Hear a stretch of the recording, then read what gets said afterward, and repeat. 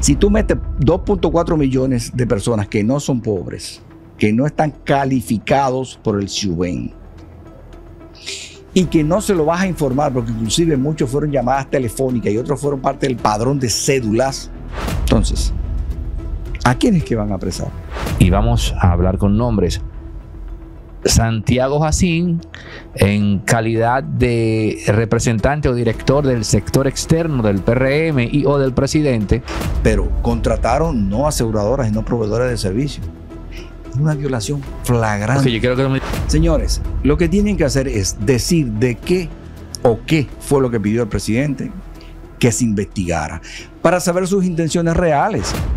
500,000 de individuos o personas, supuestamente, de esos 2.4.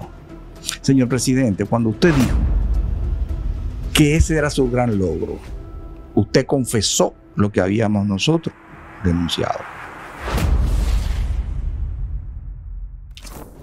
Fernando Camaño va a hablar largo y tendido sobre este tema de SENASA, y va a decir cosas que no se han dicho hasta ahora. Es sin quizás la persona más capacitada para hablar de este tema, ya que él estuvo en el inicio de ese sistema en su rol de superintendente de salud, y hoy hay un rumor de que las principales cabezas de ese tema van a prisión.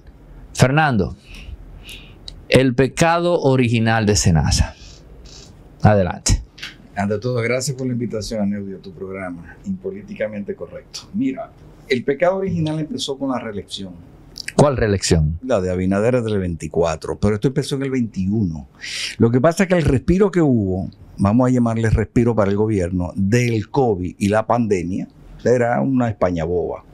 Pero inmediatamente pasó el 20 y entró el 21. Ya en marzo se habían activado aquellos gurús que decían, usted debe reelegirse.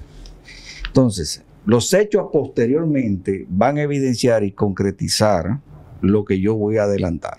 En el 21, nuestro partido, y quien te habla, había denunciado el movimiento institucional que estaba haciendo SENASA y el Poder Ejecutivo. ¿De qué se trataba? Teníamos en ese tiempo un director de sector externo, casualmente el director de SENASA. O sea, en un movimiento que recauda, que busca apoyo externo a un partido, siempre es de primer orden. Para el presidente de la República tiene que ser alguien de mucha confianza. O sea, Santiago Jacín dirigía el sector externo de... El movimiento más poderoso que tenía el PRM para el momento. Te hablo del 2021. ¿Qué pasa? A alguien se le ocurrió, entre otras maldades, pero se le ocurrió que podían asimilar 2.4 millones de personas, que no son personas, son nombres, nada más, que no llegaban a enterarse de que iban a ser parte del régimen subsidiado de SENASA. El artículo 7, el pecado original, tú me decías. Mira, el pecado original está en que se violó el artículo 7, inciso C, que lo obliga al Sistema Dominicano de Seguridad Social, y un sistema que hasta ese momento no había sido contaminado por colores políticos y mucho menos con programas de reelección. Todo lo que tú tienes aquí hoy en día fue un proceso de la construcción de un sistema con un andamiaje de normas y de leyes. La gente habla del 8701, pero no, el 8701 es el origen, desde el 2001. Pero luego está la 397, 19, está la 123, 15, está la 1320, etcétera. Leyes, no te estoy hablando de resoluciones ni de reglamentos, leyes que le daban forma a todo esto. En la 8701 se montaron toda esta legislación, pero el artículo 7 dice que son tres regímenes de financiamiento. ¿De qué? Para poder financiar la salud o los servicios de salud de una población que si no lo tuviese, y yo soy de lo que digo, este es el mecanismo de distribución del ingreso más portentoso que tiene la República Dominicana y que no era merecedor de lo que está pasando. Voy al artículo B. del artículo 7 del inciso B, que dice que debe ser el régimen subsidiado destinado a familias con ingresos inestables e inferiores a los discapacitados, indigentes y otros.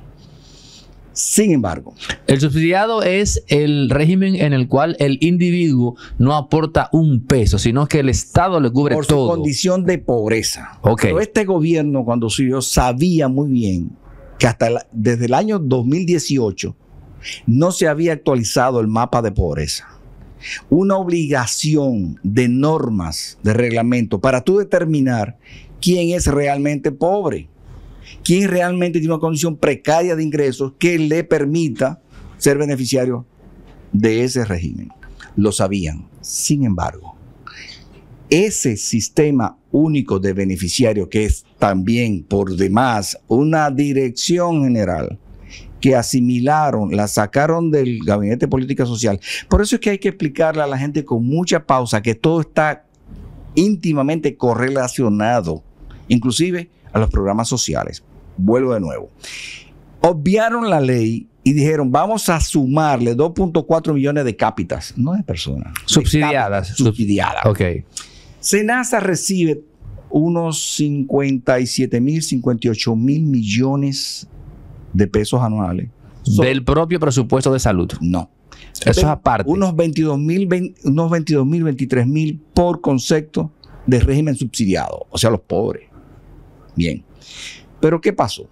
¿Qué entendió el gobierno? Necesitamos apuntalar todo el proyecto reeleccionista del 24 con alguien de confianza. Entonces nosotros entendemos desde el año 21 que esa violación estuvo orientada y fue realmente pensada. ¿Para qué?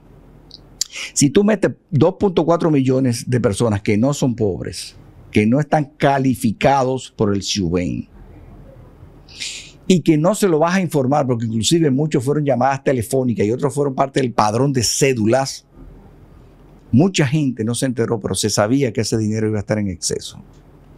Diciendo eso te digo, bien, si hay un dinero en exceso de afiliados que no conocen sus derechos, que no fueron debidamente publicados, se les informó, ese dinero iba a ser útil para otras cosas. Entonces, ¿qué pasó? No nos hicieron caso. Eso no es políticamente correcto. ¿Por qué? Porque dar beneficios, teóricamente, a la población siempre es gracioso. Pero nosotros advertíamos, no solamente estás violando la ley, que vas a tener un dinero en exceso teniendo de cara una reelección. Eso es peligroso. Varias veces lo denunciamos. Llegó la reelección, pasó la reelección, hicieron todas las diabluras, políticamente utilizaron ese argumento y ese dinero que de alguna manera cuando vaya a juicio, no sé, porque se dice, y tú lo adelantabas, que es posible que sean apresados los supuestos responsables. Y yo diría, si vamos en la balanza de la justicia, el que es regulador y el que es administrador, el que representa al Estado, es mucho más responsable que el que firmó el contrato del sector privado. El sector privado, si tú quieres un servicio, te lo firmo, pero tú eres responsable de que las normas y las leyes se cumplan. Entonces, ¿a quiénes que van a apresar? ¿Por qué? Surgió en el interín después, y ahora salto al año 25, que nosotros, notando que había un atraso brutal con los proveedores de servicios de salud. O sea, no se le estaba pagando. No se estaba pagando.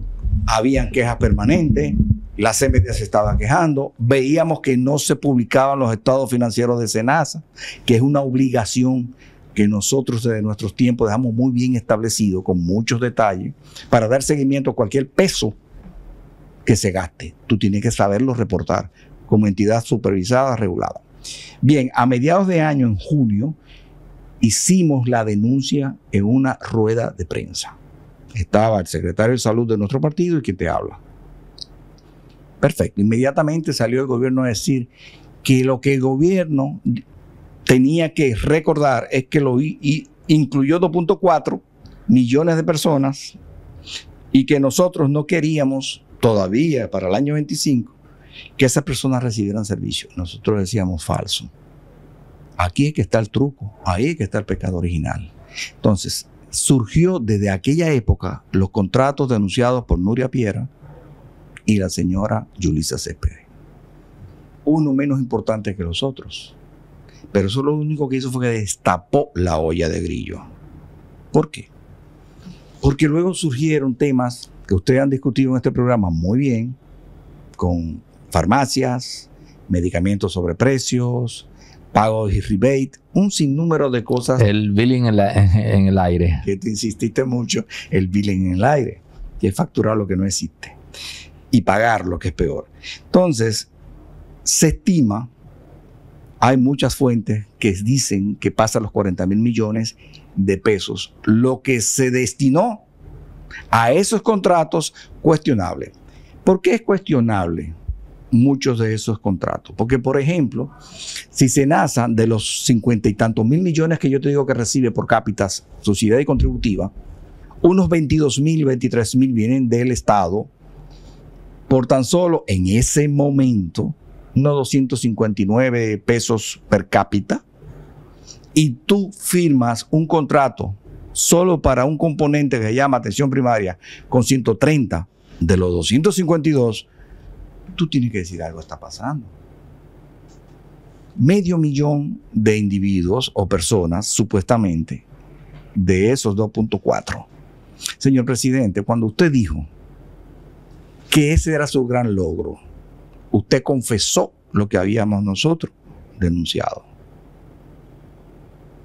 Tomar parte de esa población y meterla en proyectos o en contratos de 130 pesos por cabeza, usted está destinando más del 50%. Pero vamos a ver, no hay forma humana en la cual al presidente se le venda esto, se le proponga ampliar el espectro de cobertura del régimen subsidiado como un tema de una necesidad social del gobierno, porque me parece que lo que estás planteando es que, y vamos a hablar con nombres, Santiago Jacín, en calidad de representante o director del sector externo del PRM o del presidente, En ese momento. se agenció entonces, o se habría supuestamente agenciado él la idea de ampliar la cobertura para captar recursos con fines políticos. Mira, Tú estás diciendo eso, ¿no? ¿O estás? yo estoy diciendo que la universalidad en las coberturas de salud es un propósito que debe tener cualquier país y cualquier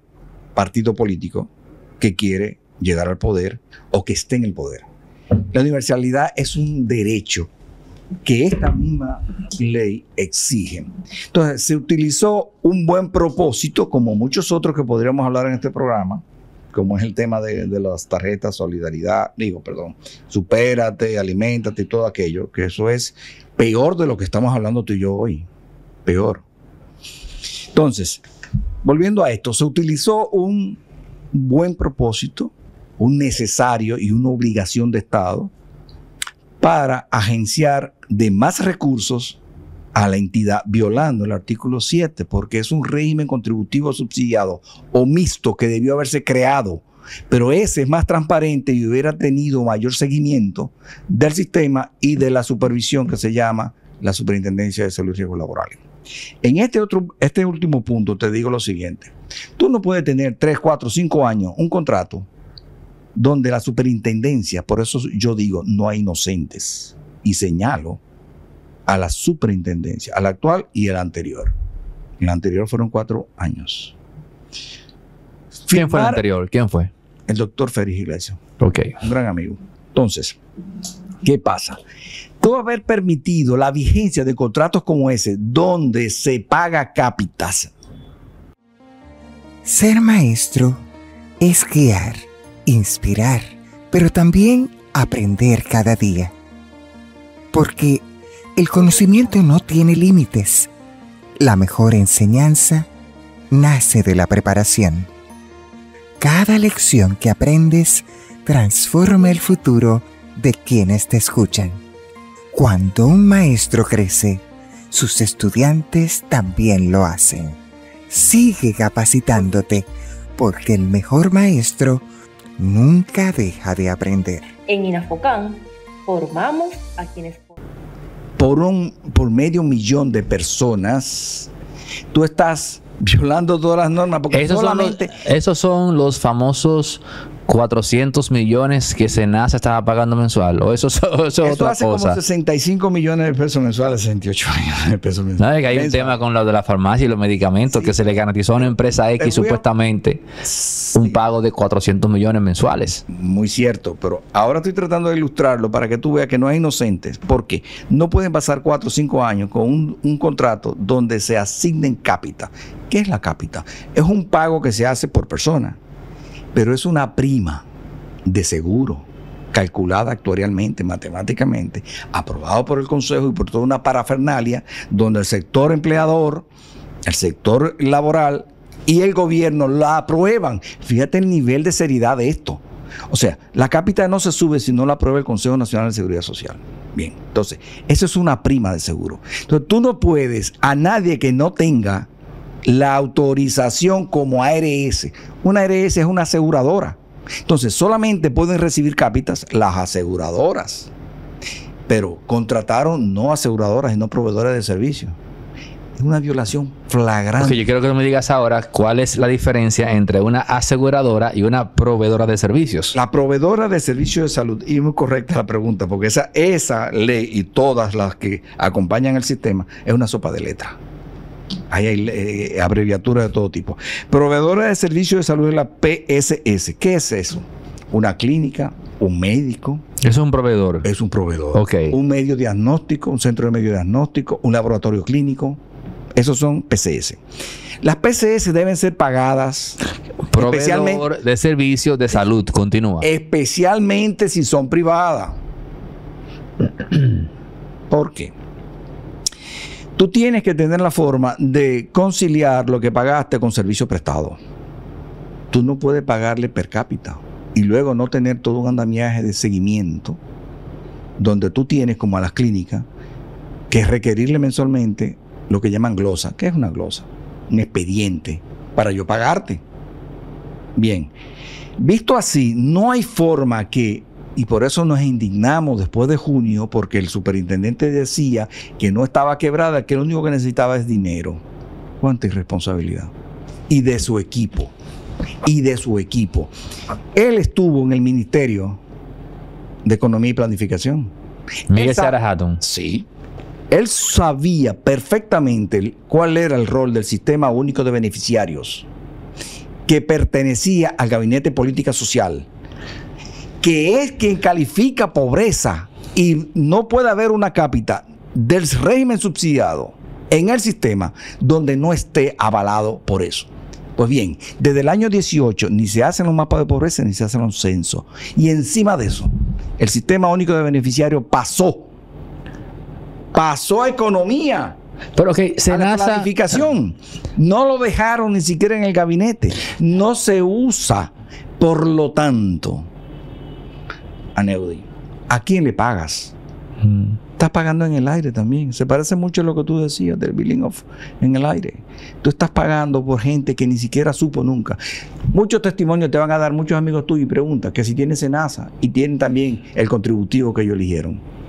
Pero si, o sea, Senasa tiene por ley que contratar ¿cómo te digo? O sea, no tiene por qué contratar de forma imperativa a un proveedor de servicios de salud. Sí, mira, Senasa opera en los dos grandes regímenes de salud, el régimen contributivo y el régimen subsidiado. En ambos tiene la obligación de entregar el plan básico de salud íntegro. Aunque recibe menos del gobierno por el subsidiado, tiene que dar lo mismo. Por lo tanto, las mismas normas que lo obligan a contratar con eficiencia y eficacia un servicio de salud es para los dos regímenes a Senasa. Lo que ha pasado, y reiteramos, es que un exceso de recursos con una población mal servida, que en adición, por eso es que recibe menos, eso hay que decirlo, en el subsidiado, porque aún se mantiene en algo que nosotros entendemos desde nuestro partido que es una injusticia. Es lo que llaman un subsidio cruzado, y te explico. Que el presupuesto que recibe la Red Pública de Salud termina de subsidiar lo que Senasa recibe. Entonces, los costos son menos porque los servicios son la red pública en gran medida. O sea, la red pública de salud es el proveedor por antonomasia, por definición, del régimen subsidiado, porque recibe recursos del Estado. Pero el desastre viene ahí. El desastre viene ahí porque SENASA en el subsidiado debiera recibir igualito con el régimen contributivo.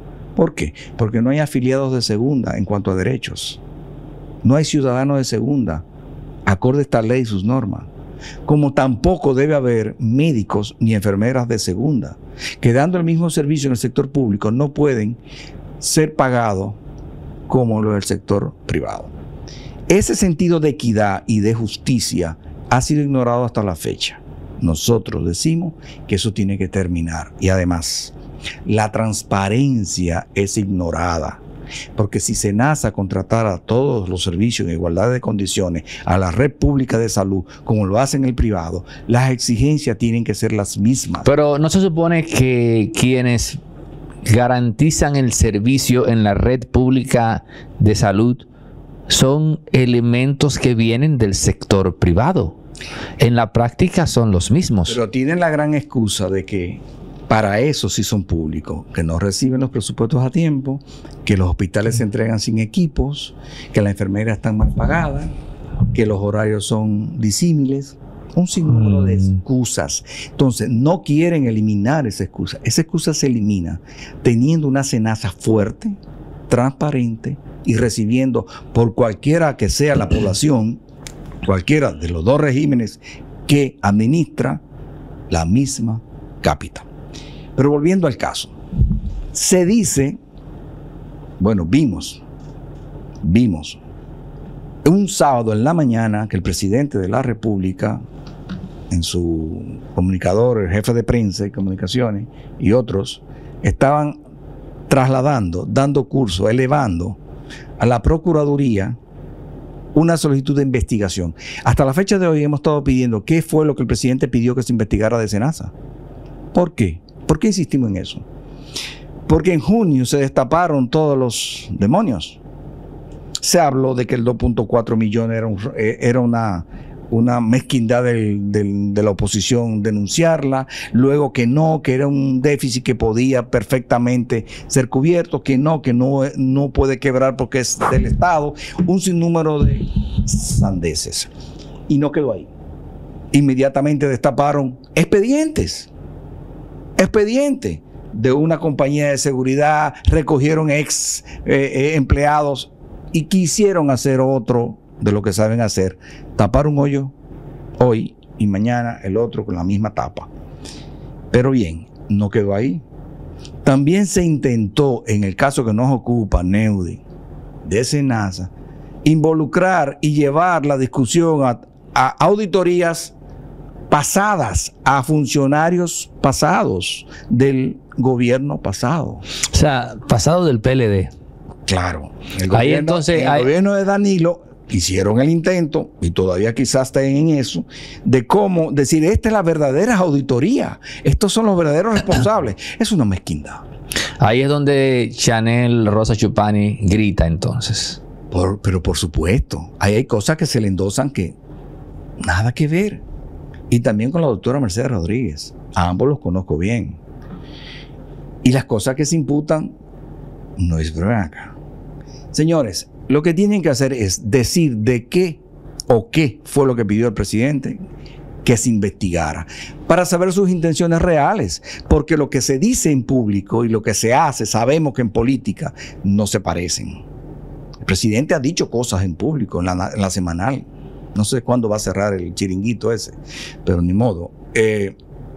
Y las cosas todavía no se sabe qué es lo que va a pasar. Lo que sí sabemos, que perjudicaron a la población, violaron la ley flagrantemente y fueron denunciados con tiempo y no corrigieron. Y además tienen que justificar cuánto dinero se fue en este tema. porque es dinero público. Y lo que menos respeta este gobierno es el dinero público. Han hablado de la indexación de 100 mil millones de pesos el hoyo en Senasa. ¿No crees que es una exageración? Podría ser, pero ya 40 mil sería mucho. Porque de lo que estamos hablando no solamente de un déficit contable o financiero, estamos hablando de un uso indebido de recursos.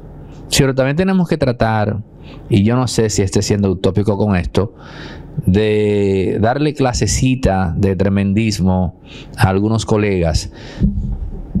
A mí me parece, por simple olfato, que 100 mil millones de pesos es mucho.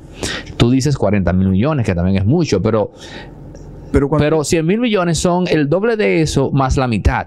Y cuando yo digo esos 40 mil, estoy hablando en ese plazo de tiempo, en contratos y en gestiones y en negocios dentro, supuestos negocios, hasta que no lo diga el tribunal, dentro del Senasa. A eso me refiero. ¿Por qué te lo digo? Pero muy simple. Si ellos reciben 58 mil millones aproximadamente anuales, no puede ser de 100. Y si es de 100, es por tajada de varios años. Entonces, 100 para mí es mucho. Veamos finalmente, cuando esto realmente el gobierno le salga de su santa voluntad, decir la verdad una sola vez en sus 5 años de vida. Fernando, legalmente hablando, procede ahora lo que se rumora que ocurriría con... Debió suceder, Aneudi. Es que no es posible que aquí sigan habiendo presuntos delincuentes o presuntos corruptos o presuntos administradores de la cosa pública con más privilegio que otros. A otros le meten el grillete, le cogen el expediente y lo declaran inmediatamente complejo. Le meten 18 meses de cautelar, de prisión preventiva, creo que le llaman, domiciliar, por cualquier tontería. ¿Cuántos tenemos? Aquí tenemos un acuario, medusa, calamar, ¿cuántas Sí, pero cosas? eso son ocurrencias creativas. Sí, pero tenemos tantos expedientes y ayer quedé de una pieza cuando leí un titular donde vi la plana mayor de la justicia dominicana diciendo que el 80% de los casos lo van a llevar a negociaciones. ¿Cómo? Ese es otro tema. Sí, déjalo ahí, ese es otro tema. pero ese Vamos tema, a hablar de eso. Ese tema es peligroso porque este caso está dentro de esos temas. Me van a decir luego que lo que van a hacer es una negociación simplemente. Déjalo ahí. Esas negociaciones se pueden hacer con el sector privado, pero que el que tiene la cosa pública en sus manos y la viola, tiene que ir a justicia. Gracias, Fernando Camaño, acá en Impolíticamente Correcto. Ya lo escucharon. Una última preguntita. ¿En qué año comienza Senasa? Senasa realmente nació con el sistema.